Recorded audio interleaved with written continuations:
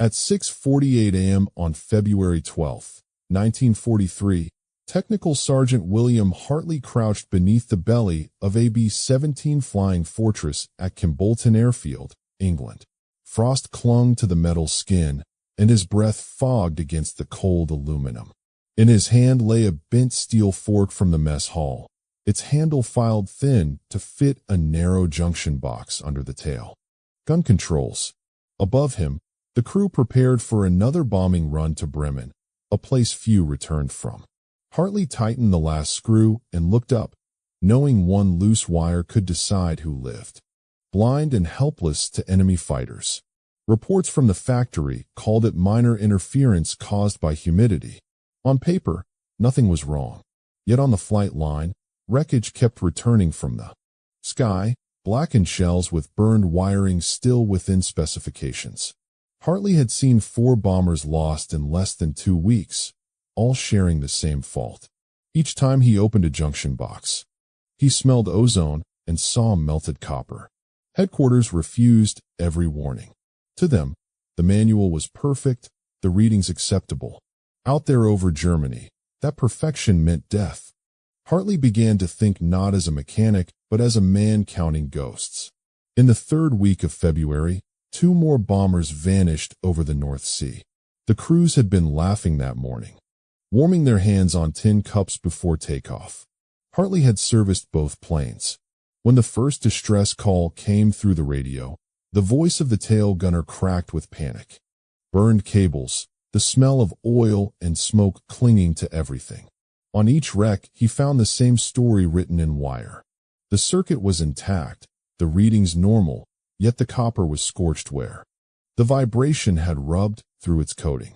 He wrote the same line again in his notebook. Not humidity. Contact short. At night, the barracks fell silent. He could still hear the gunner's last words in the hum of the generators. By morning, he stopped believing in reports. He started believing his own hands. Hartley no longer trusted instruments. He listened instead. When the tail assembly powered on, a faint hiss rose through the cold metal, a sound like static before lightning. He ran his fingertips along the wire bundle behind the turret motor. One strand vibrated differently. Too sharp, too thin. He stripped a section of insulation and saw what he already feared. The copper had rubbed against the frame until it gleamed bare. One jolt of turbulence at altitude would weld it shut or burn it open. He bent closer, smelling the sour trace of ozone. The failure was not random. It was built into the design. The engineers in Seattle had used wire rated for ground humidity, not sub-zero air at 20,000 feet. Every movement of the fortress turned those lines into ticking fuses. He told his crew chief. The answer was short. Factory says it meets standard. That night, as engines cooled outside, Hartley sat alone with a small coil of damaged wire in his palm. The problem was real, but the system that could fix it was blind. The following morning, Hartley filed his report for the 3rd time. He described the overheating, the metal contact, the smell of burning insulation. The answer came back stamped in red, within factory tolerance. Fly and hope they made it back. Hartley watched the next bomber take off. He stood by the runway as its engines roared into the gray sky, knowing the fault was still there. That night the report came. Lost contact over the target. No survivors. He stopped shaving for a few days. Stopped talking during meals. The others in the maintenance team learned to leave him alone. He had seen too many names written on the board, then erased the next morning. Men younger than him, dead because someone somewhere had written within spec. One evening, as the sun fell over Kimbolton, Hartley sat in the curve of the steel reminded him of a connector clip. It was strong, flexible, and already shaped to fit into the narrow cavity behind the control panel. An idea formed, small, dangerous. It would also be a direct violation of military maintenance code. Unauthorized alteration of flight hardware. Court-martial territory. He looked at the photo pinned on the wall, a smiling crew. Beside their bomber, Mighty Helen. He had worked on that plane since it arrived. Tomorrow she would lead the formation again. 8 men aboard, including Sergeant Dawson in the tail. Good men. Men who trusted him when they buckled in. Hartley opened his toolbox and laid out what he would need. A file. A pair of pliers. Insulating tape. The fork. He began working long after the hangar went dark. The sound of metal scraping filled the space, rhythmic and quiet. He ground the fork's handle until it fit between his fingers like a key. He tested the bend. It flexed but did not break. For the first time in days, his hands stopped trembling. When Corporal Myers walked in unexpectedly, Hartley covered the fork with a rag. "Still fixing number 2? Myers asked. Hartley nodded. "Just checking circuits."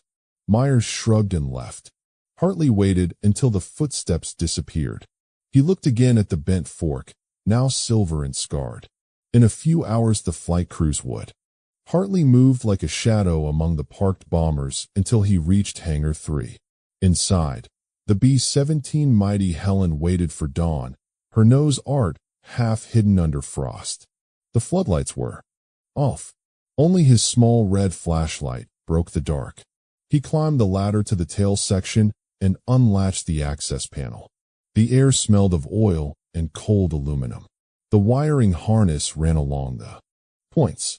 He cut away the scorched insulation with his knife. Sparks flashed as he tapped the bare copper. He slipped the bent fork between the broken ends, wedged it tight, then wrapped it with tape, until no light showed through. He reconnected the terminal, flipped the auxiliary power switch, and waited. A hum rose from the turret motor. Smooth, steady, alive. He pressed the trigger on the manual control. The guns rotated, then stopped exactly where he commanded. No delay, no flicker. He let out the breath he had been holding. A voice startled him. Sergeant Cole, the night guard. "You still here, Hartley?" "Yeah," he answered, forcing calm. "Just running checks before takeoff." Cole nodded and wandered off, yawning. The danger passed. Hartley sat on the floor of the tail. As the bomber lifted off into the pale sky, he murmured to himself, "Fly straight, just once." Then he walked back to the hangar, hands black with oil, face blank, heart hammering. For the first time, he feared success more than failure.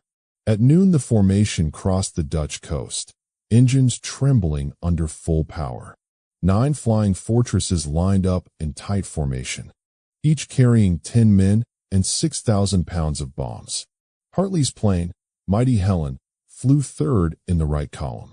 From the ground, they looked invincible. In the air, they were moving targets.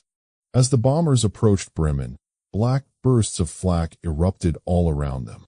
The radio channels filled with clipped voices, coordinates, curses, and prayers. German fighters dove in from the sun. The feed motors hummed like new. He tracked a fighter slicing in from 6 o'clock and squeezed the triggers. 2 short bursts. The tracers stitched a perfect arc. The German fighter exploded in a trailing smoke. Over the intercom he shouted, "That fix worked. Whoever did it." No one answered. Reeves was too busy keeping the formation together. For the next 30 minutes, the bombers endured. That day, every plane in Hartley's group made it back. On the runway at Kimbolton, ground crews ran toward the returning bombers. Hartley stood still as the Mighty Helen rolled to a stop. Paint scorched, tail riddled with bullet holes, but alive. Dawson jumped down first, helmet in hand, grinning. "Tail power's perfect. First time ever." Hartley pretended to check his clipboard. "Good to hear it," he said. When the crew walked off to debrief, he climbed up alone and opened the tail panel. The fork was still there, taped in place, shining faintly in the half-light. He pressed a finger against it and whispered, "Hold on." That night, he slept for the first time in weeks. Word moved faster than any memo. Within 2 days, Dawson's story was everywhere on base.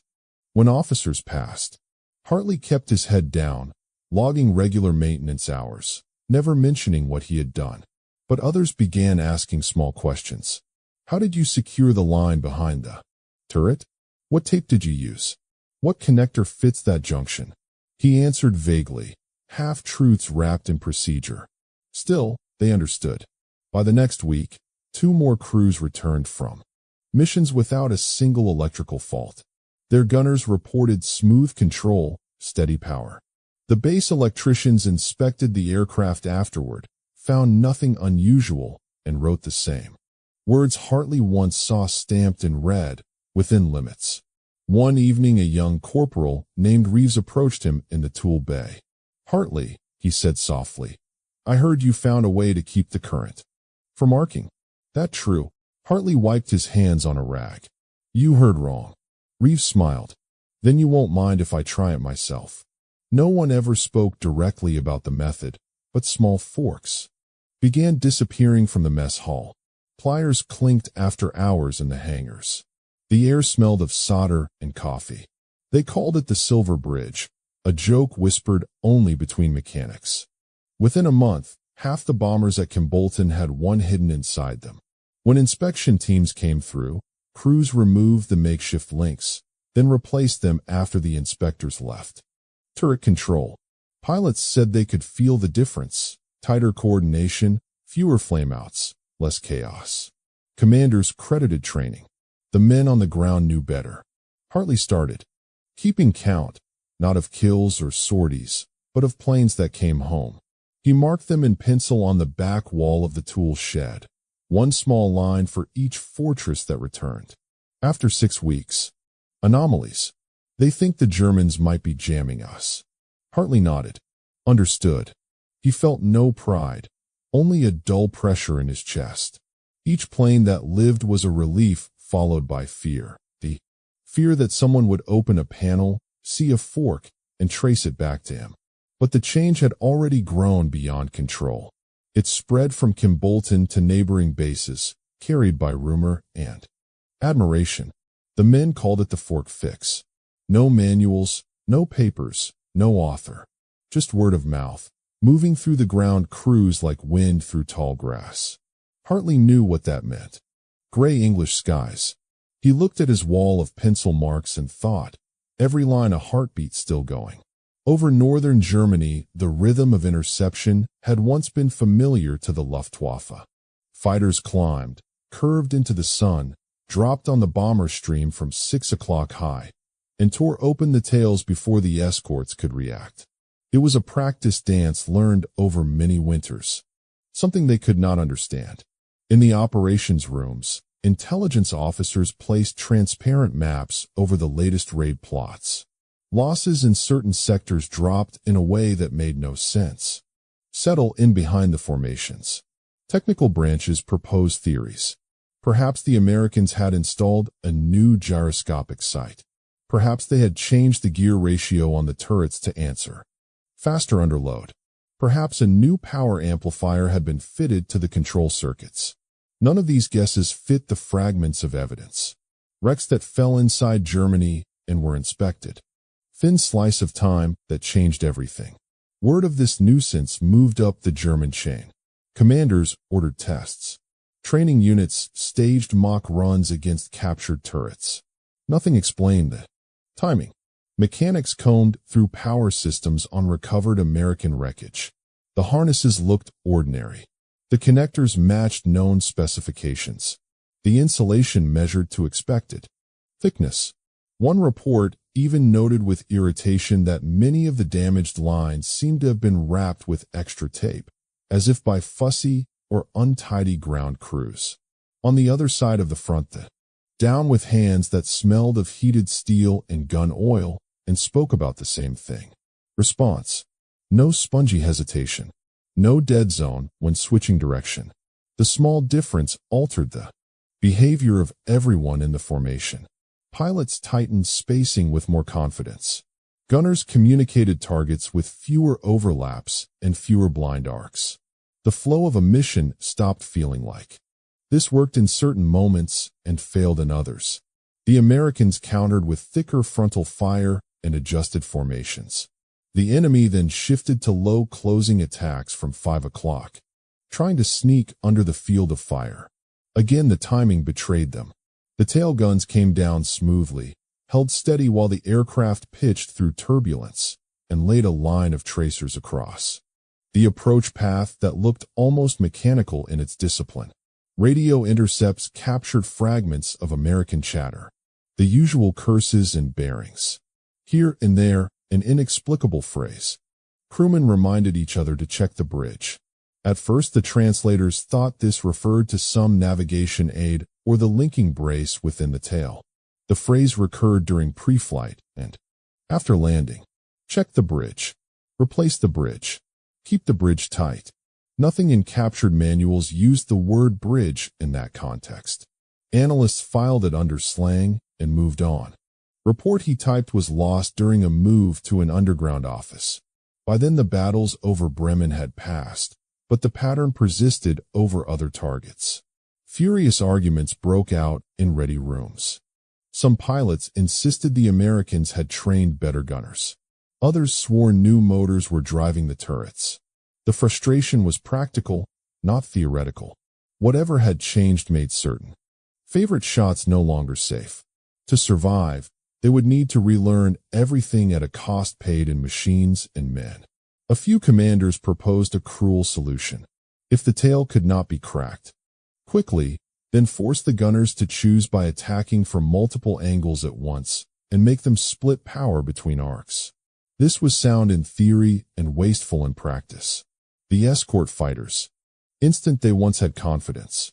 Even a heartbeat of doubt at closing speed could mean the difference between a firing pass and a dead pilot tumbling through smoke. In the English countryside, Hartley never heard those debriefs. He saw their echoes in chipped propellers and patched skins, and crews who counted themselves lucky. He watched as visiting officers toured the line, poked at panels, and frowned at maintenance logs that said the same calm words, "System inspected, within limits." He heard rumors that headquarters believed the Germans were experimenting with jamming. Fix it with a utensil meant for stew. On one mission, a fortress from another base landed at Kimbolton with a shredded tail and an intercom partially dead. The crew rolled open the panel to show their problem. Hartley was called over by habit. He saw at once that the fault was the same as before. The crew chief from that base looked tired and angry. He said his men had tried everything within the door. When the plane took off at dawn, the chief shook Hartley's hand once and left without a word. Days later, whispers said the fork fix had jumped counties. Inside Luftwaffe staff meetings, the tone hardened. Losses to defensive fire were climbing in ratios that did not match expectations. Commanders demanded results. Engineers demanded captured examples. Pilots demanded clearer orders. They always had. But adaptation took time and fuel and rested men and new machines. The war was providing fewer of those every month. A veteran German ace looked at his map after another hard sortie and drew a small circle around a corridor that led to England. He told his younger pilots to avoid the rear of the formations unless they saw obvious damage. He told them to pick their fights, to live to fly again. He did not mention the reason. He did not know it. He only knew that the moment he used to trust, the entry into the wake behind the big bomber, had turned into a place where good pilots died. The fog of mystery helped the Americans more than any memo could. In confusion, the enemy grew cautious. In caution, the tail gunners won space and seconds. Those seconds added up to edges and bright worn metal, hidden behind a panel that inspectors rarely opened, and that mechanics closed with clean fingerprints and a neutral line in a logbook. Hartley counted not victories, but continuations. Another day of engines turning. Another evening of boots on the tarmac. He saw men who had been certain they would die grow old in tiny increments. Meanwhile, in rooms far away, officers in dark uniforms argued over why their proven attacks were failing. They ran tests, wrote guesses, and looked for patterns that were not there because the answer was too small and too ordinary to fit any theory. The answer belonged to grease and cold and hands that refused to wait. By spring, the enemy had adjusted as much as it could. New tactics emerged, some clever, some desperate. None restored the easy certainty of the old rear attack. That certainty had been broken not by a new doctrine or a factory upgrade, but by the stubbornness of ground crews who chose a in the hangar doorway, listening to the distant wind over the fields. He could feel the war moving, an immense weight shifting by inches. He thought of the fork still hidden in the tail of Mighty Helen and in other aircraft he would never see. He imagined the German pilots trying to find the shape of a problem that had no blueprint and no name. He did not think of triumph. He thought of one. Not C. That was the margin. Thin as a sliver of steel. Wide as the distance between life and loss. When the mission statistics reached headquarters in April, someone noticed the drop in casualties. The charts showed fewer losses, cleaner reports, steadier radio contact. A typed note in the margin of one summary read, possible improvement from latest factory adjustments. No one at the factory had changed anything. The truth had moved through the ranks quietly, outside the channels where names could be attached. At Kimbolton, maintenance continued in its ordinary. The men around him respected him but never asked questions. Everyone preferred silence. Silence meant safety. Once an officer from the engineering division arrived unannounced. He wore new boots and a clipboard that gleamed like the buckle on his belt. He wanted to observe field adaptation practices. The hangar chief led him through the rows of aircraft. Hartley felt the man's eyes pause on each open panel. The officer took notes and nodded with an expression that meant nothing. Before leaving, he told them, "Good discipline here." Afterward, the chief pulled Hartley aside. "Whatever you did," he said under his breath, "keep it buried. They'll never thank you for it." Hartley only nodded. He had already learned that truth. That evening, when the day's work was done, he went to the mess hall. Forks clinked against trays, laughter echoed. He noticed a few tines missing from some utensils. The cooks complained to no one in particular that someone kept stealing silverware. Hartley smiled faintly, then looked away. Weeks passed. The spring rain turned the field into mud, and new bombers arrived to replace those too damaged to fly. Every one of them received inspection, service, and, when the hangar lights dimmed, quiet attention with a small bent piece of steel. He made sure the fit was perfect, the tape smooth, the logbooks ordinary. The war was not finished, and neither was his work. The commander of the base gave a short speech one morning about efficiency. He praised the crews for improved readiness and mentioned the factory's commitment to continuous refinement. The men applauded politely. Hartley listened without reaction. Praise meant nothing if it arrived for the wrong reasons. The right reason was watching a bomber roll back through the mist at dusk. That was reward enough. On one mission, Mighty Helen returned with its rudder shredded and the right wing trailing smoke. The crew stumbled out, pale but alive. "Dawson, keep your aim steady." That night, he removed the fork from the damaged section and replaced it with another, cleaner one. The old piece he slipped into his pocket. It was blackened and bent, edges burned from the strain of too many fights. He kept it wrapped in tape, carried it everywhere, a reminder that something small could still matter. Months later, a general visited the base. Medals were awarded to pilots for bravery, to navigators for precision, to gunners for confirmed kills. Mechanics stood in the back, clapping politely. When the ceremony ended, they went back to their benches. Hartley washed his hands in the solvent sink, the water turning gray with oil. The general's speech had already blurred in his memory. He thought only of the next morning's flight. There was no mention of modifications, no commendations beyond excellent service. He did not care. He wanted only quiet. Back in Bristol, he rented a small garage near the edge of town. He repaired delivery trucks, bicycles, anything that came through the door. The fork stayed in a drawer beside his tools. Sometimes customers saw it and asked why he kept a piece of old mess gear. Reason: when he grew older, the sound of engines passing overhead still made him look up. He would imagine the wires inside, humming perfectly, and think of the men he had once watched disappear into the sky. There were no medals for that kind of work. No name etched in metal or carved in stone.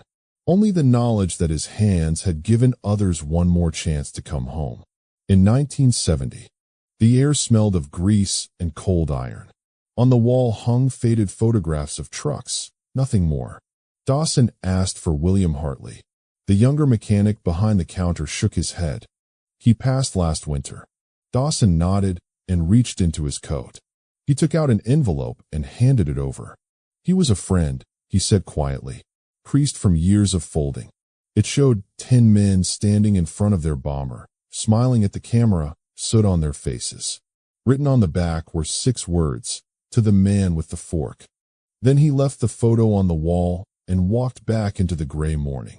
For years afterward, customers who brought their trucks to that garage saw the picture hanging there. They never knew the story behind it. They only noticed the faint burn mark on the edge and the reflection of light across the silver frame. No history book ever mentioned William Hartley. His name stayed buried in commands shouted through static. Yet the sound that changed everything was smaller. The scrape of a fork against metal in a cold hangar before dawn. That noise still lived in every circuit that hummed, in every machine kept alive by someone who refused to follow a broken rule. And in that silence, between the turning of gears and the fading echo of the sky, lay the truth he had proved without ever speaking it. History is often built not by those who command, but by those who repair.